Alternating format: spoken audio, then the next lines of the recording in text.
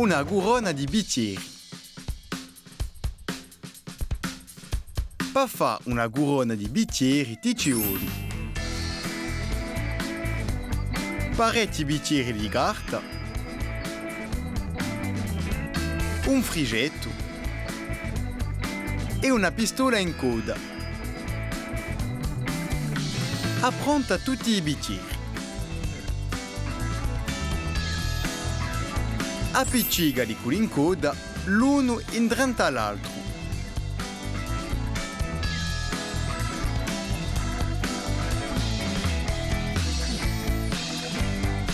Uno, due, tre e via così fin tanto di ogni a vini di uccerchio.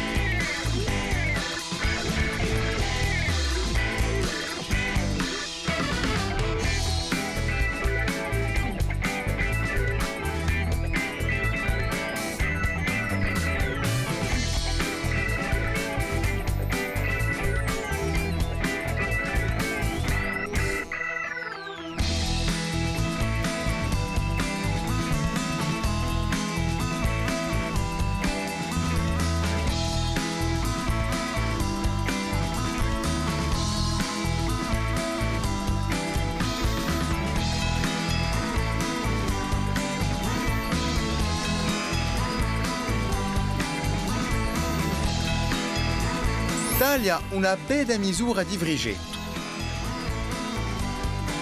Fallo passare in un cerchio e annodalo.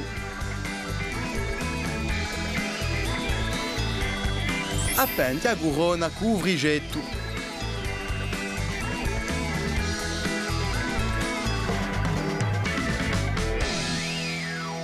E ora tocca a te.